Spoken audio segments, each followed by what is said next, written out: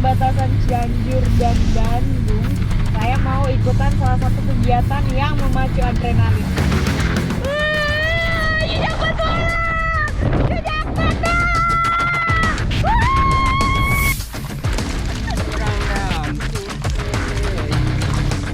Asik, gak capek.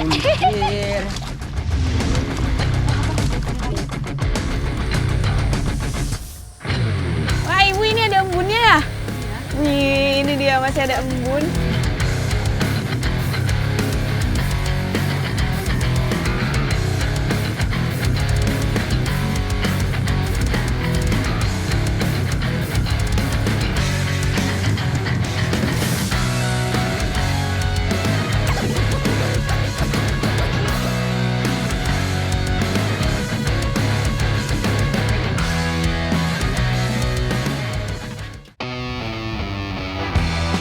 Bertualang keliling daerah menggunakan camper van selalu menjadi sebuah cerita petualangan yang seru dan menarik. Destinasi petualangan kali ini saya buka dari daerah Cianjur, Jawa Barat. Oke, sekarang kita lagi menuju ke perbatasan Cianjur dan Bandung. Saya mau ikutan salah satu kegiatan yang memacu adrenalin. Kira-kira apa itu? Ikuti jejak saya, jejak petualang! Sementara kedua teman saya mencari lokasi ideal buat buka tenda, saya juga sudah janjian dengan teman-teman dari Core Rope Jump untuk membuka petualangan kali ini. Olahraga ekstrim yang akan saya lakukan kali ini memiliki resiko tinggi. Jadi untuk melakukannya harus didampingi yang benar-benar ahli atau operator yang terpercaya.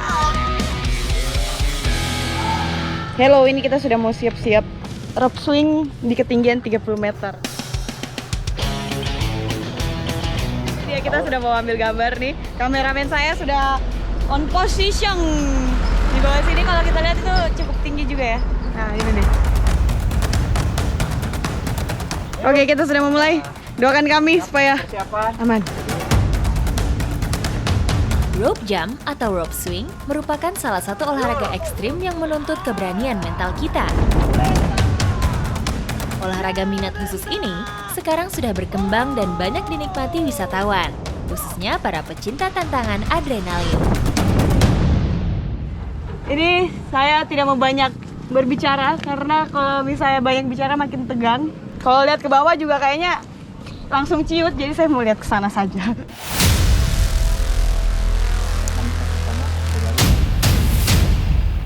Ikuti jejak saya, jejak petualang! Jejak petualang! Jejak petualang! Sepersekian detik jantung saya seperti berhenti berdetak ketika melompat tadi. Benar-benar tantangan yang tak mudah untuk dihadapi. Namun, saya berhasil membuktikannya.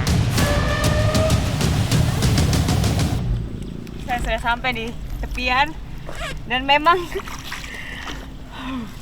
rope swing ini menegangkan sekali, apalagi pas mau lompatnya itu.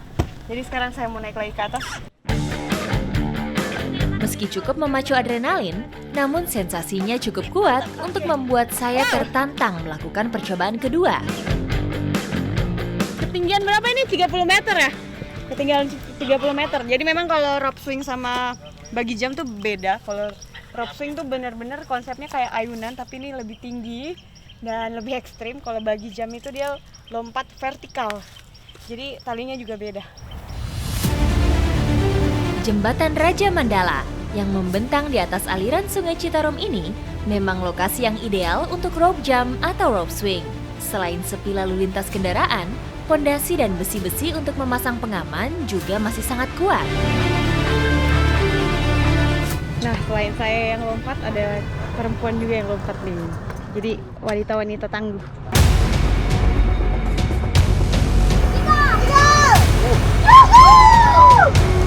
Adanya peminat dari kaum hawa merupakan bukti bahwa olahraga ini aman serta terbuka bagi siapa saja.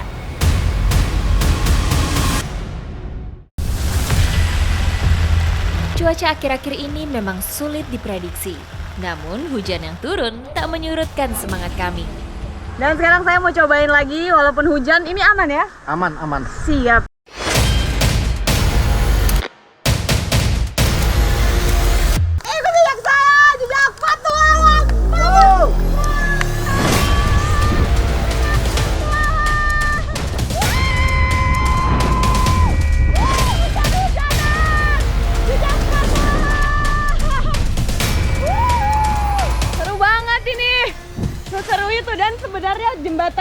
menghubungkan dari Bandung ke Cianjur. Jadi saya lompatnya dari Bandung nih, ini sampainya ke Cianjur.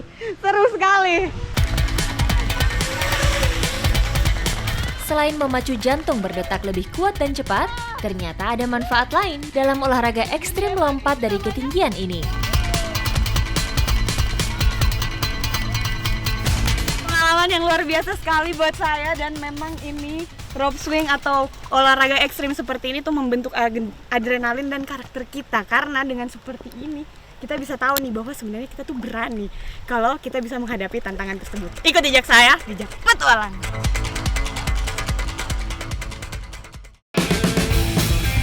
Petualangan saya menyusuri keelokan alam Jawa Barat menggunakan camper van masih berlanjut. Nah, ini karena saya lihat di sekitaran sini kayaknya banyak jual buah-buahan ini. Ada durian, ada nanas.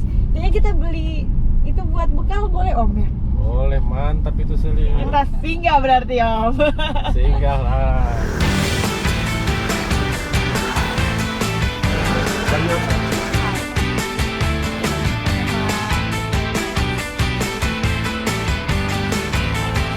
Oke, ini Bapak ya. Ambil ya. Ini satu lagi. Apa Om? Om, ya. Sampai di Subang, sayang rasanya jika tidak menikmati manisnya nanas asli dari sini. Oke, kita sudah dapat ini nanas sama durian. Sekarang waktunya kita untuk melanjutkan perjalanan sambil menikmati kenikmatan buah-buah ini.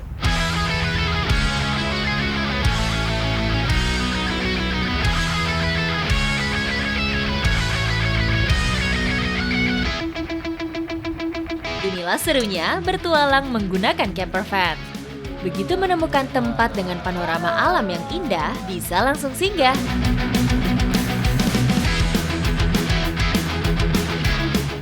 Nikmat banget.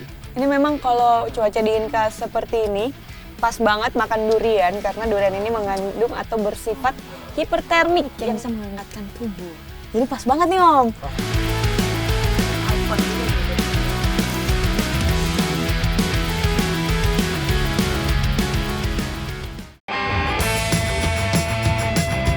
Berada di lereng Gunung Tangkuban Perahu, masyarakat Desa Cibesi, Kecamatan Ciater, Subang, sangat mengandalkan kesuburan tanahnya untuk kehidupan sehari-hari. Kalau udah dibilang Indonesia tuh terkenal sebagai negara agraris. Jadi ada tradisi masyarakat agraris yang masih bertahan sampai saat ini, yaitu membajak sawah. Sekarang saya mau ikutan nih, ikut jejak saya, jejak petualang. Kabupaten Subang sendiri saat ini masuk 3 besar penghasil beras terbanyak se-Jawa Barat, setelah Indramayu dan Karawang. Memang kalau membajak sawah menggunakan tenaga hewan ini sudah berlangsung dari zaman dulu, sekitar 3.000 tahun. 3.000 tahun sebelum Masehi ini sudah ada. Dan dulu tuh menggunakan tenaga hewan, terus juga menggunakan kayu. Nah, di sini baru nanti kena lumpur.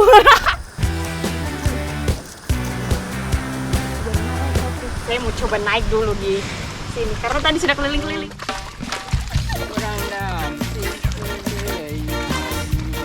Asik, nggak capek.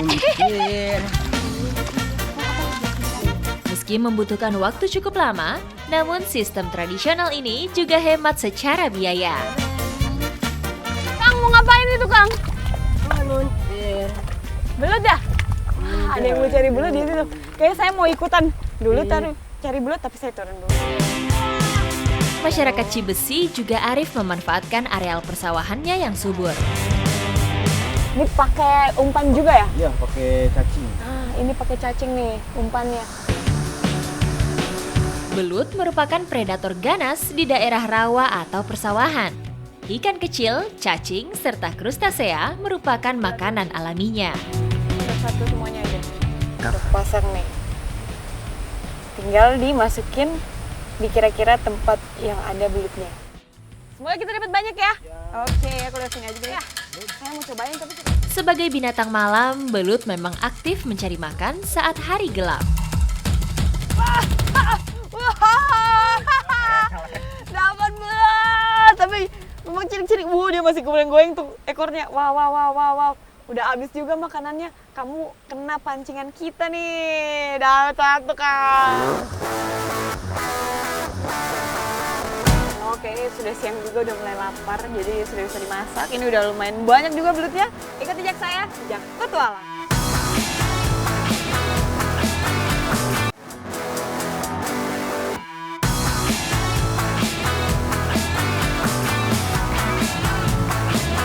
Setelah berjibaku dengan lumpur, membersihkan diri tentu menjadi pilihan terbaik. Ini dia, airnya segar banget juga ini. Mandiin kolor. Dan memang kalau kerbau itu butuh direndam seperti ini supaya dia punya Supaya bersih lagi. bersih lagi, terus juga darah karena dia cenderung hangat, jadi untuk menstabilkan suhunya. Selain itu, kulit kerbau akan terhindar dari parasit yang menempel bersama lumpur. Jadi memandikan kerbau juga merupakan salah satu cara untuk menjaga kesehatannya. Hawa pegunungan yang dingin ditambah suhu air yang juga dingin membuat perut semakin tak kuasa menahan rasa lapar. Saatnya untuk mengolah belut hasil pencarian tadi. Nah, belut yang tadi kita sudah tangkap, sekarang kita mau olah menjadi makanan yang biasa dimasak di sini. Namanya cobek belut. Sebelum dicampur bumbu, terlebih dahulu belut-belutnya harus dibakar hingga setengah matang. Proses ini tujuannya untuk mempermudah proses membersihkan kotoran dalam perut belut. Nah, ini dia. Ini udah dipotong-potong. Di sini mau dicobekin.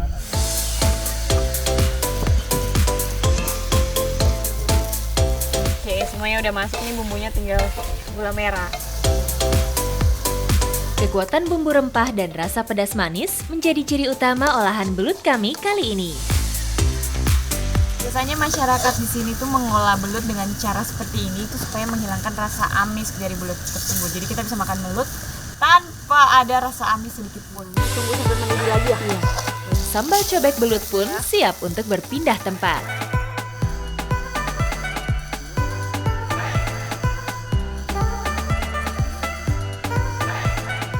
Oke, kita mau makan dulu sekarang ini karena sudah menggugah selera sekali. Selamat makan, Kang. Bu, selamat makan.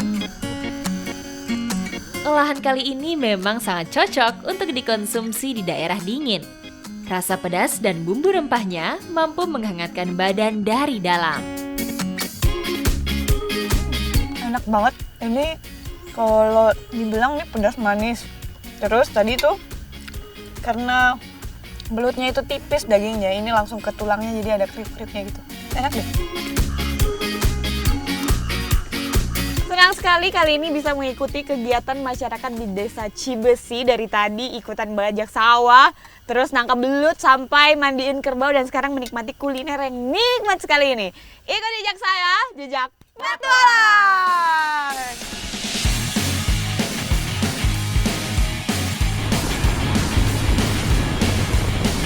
Mengukir cerita petualangan di bumi Parahyangan seperti tak ada habisnya. Camper van yang saya naiki pun sudah bergeser ke daerah perkebunan teh di Sumedang. Berada di lereng Gunung Margawindu, daerah Cisoka merupakan penghasil teh unggulan dari Kabupaten Sumedang. Di Jawa Barat, khususnya untuk masyarakat Sunda, teh bukan hanya saja sebagai komoditas, tapi juga sudah tradisi. Ikut jejak saya, jejak petualang.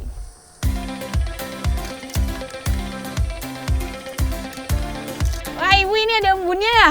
Iya. Wih, ini dia masih ada embun. Kalau pemetikan teh ini baiknya dilakukan pagi hari karena kelembabannya juga masih bagus.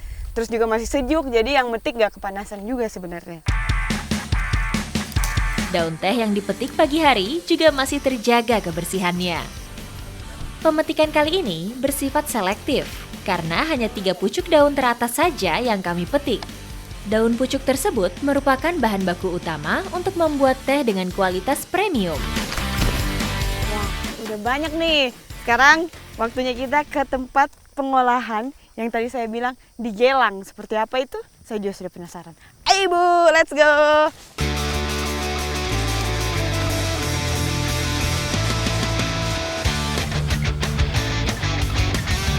Kalau Kalau di Garut ada teh bejek, di Sumedang punya teh gelang. Namun sebelum digelang, daun-daun teh lebih dulu memasuki proses penyangraian hingga layu. Jadi yang tadi kita sudah petik di kebun, biasanya langsung dimasukkan ke tumbuk seperti ini di wajan, supaya ini nanti menjadi atau namanya prosesnya pelayuan. Hanya butuh waktu sekitar 10 menit saja sampai daun teh menjadi layu di dalam wajan.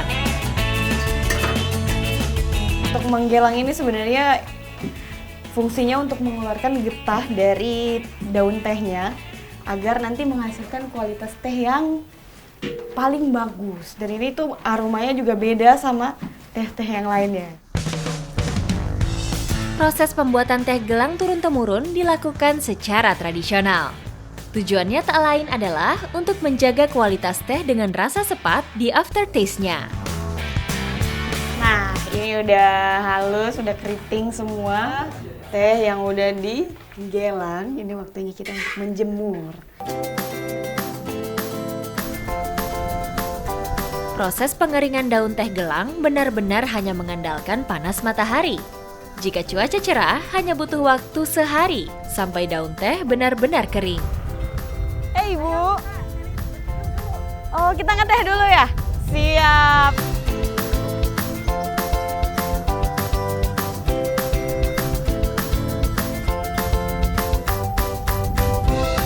Saya bilang ini rasanya tuh beda banget. Kan kalau teh tuh ada yang mint, ada jasmine, ada yang lain-lain. Cuman ini tuh rasanya tuh kayak agak sepet-sepet gitu, cuman segar. Jadi pas diminum tuh rasanya nagih. Dan ternyata teh gelang ini ada turunannya lagi nih, namanya teh fermentasi. Itu di daerah mana, Kang? Untuk lebih lanjut kita langsung ke sana, tepatnya di Desa Gunasari. Oke, kita langsung ke sana. Ikut jejak saya, jejak petualang.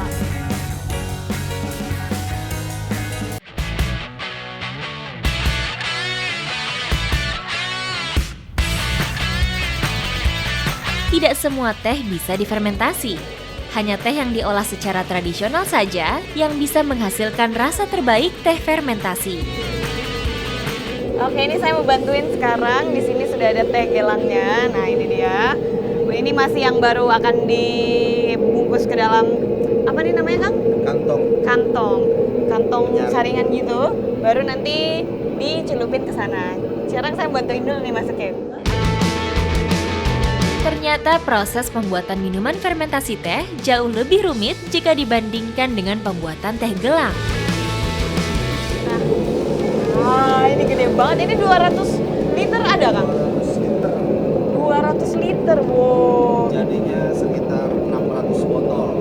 Nah, jadi ikat kayak gini. Oh, oke. Karena memang besar sekali nih, jadi harus diikat seperti ini supaya nanti angkatnya gampang.